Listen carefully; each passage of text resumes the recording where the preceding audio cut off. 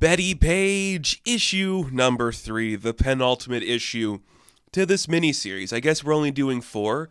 Could we not get to 5? I haven't read every single Bettie Page book in recent time, so I'm not too sure if, capping out at 4 is, what this does, or maybe the numbers haven't been good. Maybe the story couldn't justify going deeper, but I've had fun every time we've read this. It's been an incredible read. I'd like to see more, and that's exciting.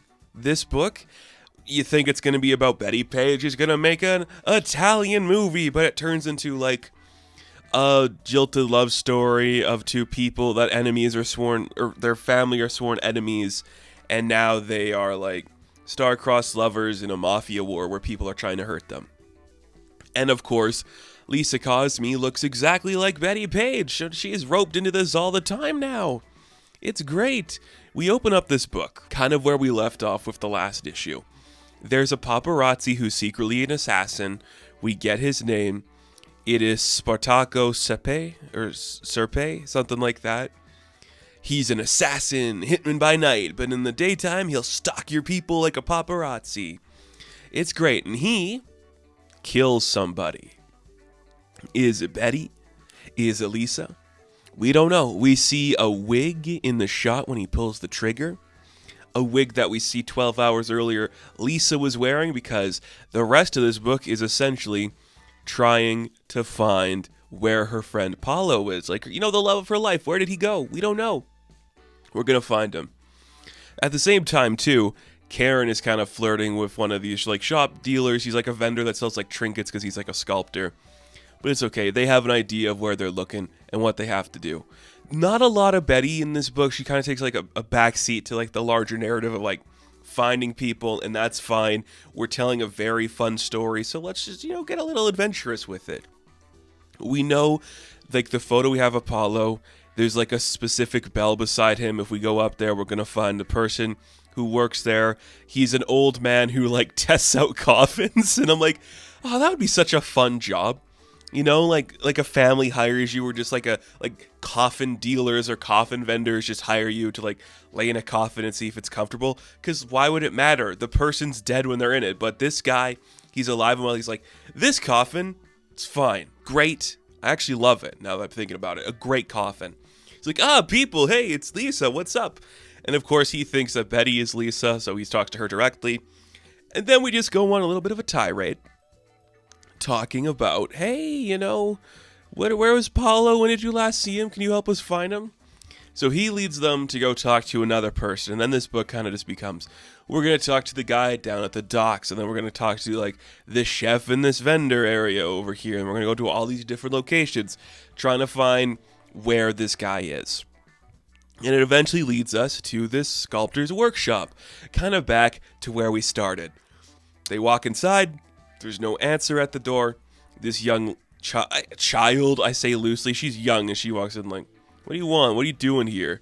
And nobody knows who it is, but there's a couple of people that are very angry and aggressive, these younger kids, and I guess the older brother shows up hey, calm down, everyone's fine. Who is it? It's the sculpting guy earlier that was flirting with Karen. It's his shop. And then we reveal hey, yeah, we needed Paolo because we turned out he was doing burglary work, because that's what he needed to do because he was a good pickpocket. We have this safe that the Nazis kind of left behind, so we took it. And we want to break into it, but we can't get into it, so we don't know where he is now because something happened to him. I might know what happened to him, but, I'm going to need some leverage to figure it out. That's just what we got to do here, The guy's being kind of sneaky, but Karen's okay, well, I can actually open the safe. So if you tell us what happened to Paolo, I'll open the safe.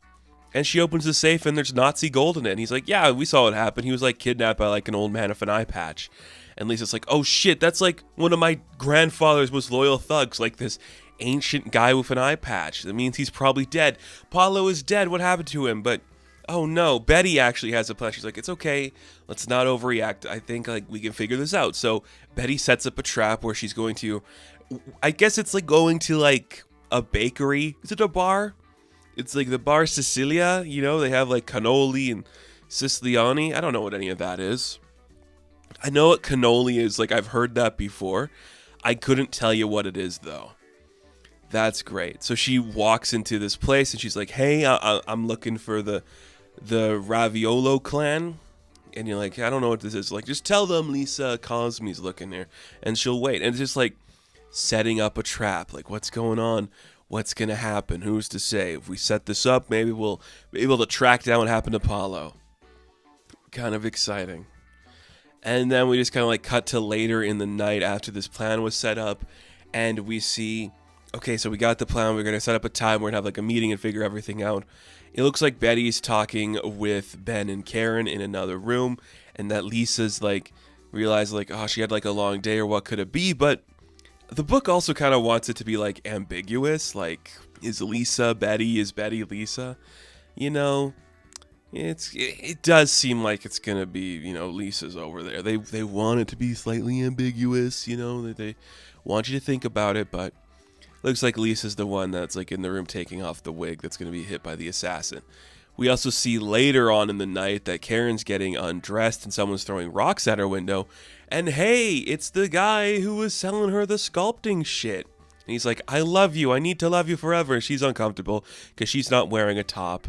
And then he's just like, "It's okay. You're going to love Naples this time of year. It's so romantic. It's so beautiful. Let me serenade you with a song."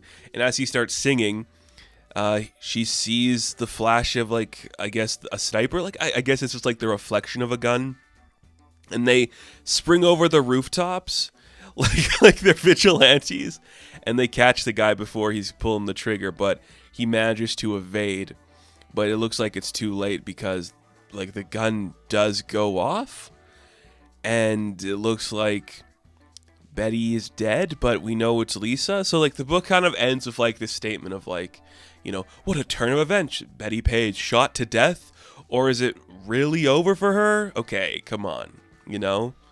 Like, is that where it's going to end? Like, no, like, that's Lisa, right? Like, we're saying it's Lisa. They want you to think, like, Betty died, but we've opened up the book like Betty's doing this. Or is it Lisa? So who's to say? Like, you know, switcheroo. Maybe it's all fake. Maybe it's a third person. Either way, I had fun. I don't think this is my favorite issue of the run so far. It was just kind of like, yeah, we got to go down here, talk to this guy at this place, and do all that. And then we just see that Lisa's kind of getting angry. Only when Betty kind of like steps up to like take charge do I find it kind of interesting. Yes, the romantic subplot with like this sculptor guy and Karen's really fun. That's interesting, and I dig that. The rest of it, yeah, it's fine. Not the best that this book has done, but I appreciate every effort put into it. So the next one is the finale. I guess we'll see how that goes. I'm sure it's going to be fine. But if not, we had a good run. You know, I think it had a satisfactory story behind it. So that's kind of cool. So, Bettie Page, issue number 3, I'm going to give a 7 out of 10. Now, thank you all for watching this review. Be sure to like and subscribe to the channel. As always, you can check me out on Instagram, TikTok, and Twitter. And as always, I will catch you in the next one. Have fun. Stay safe. Good luck.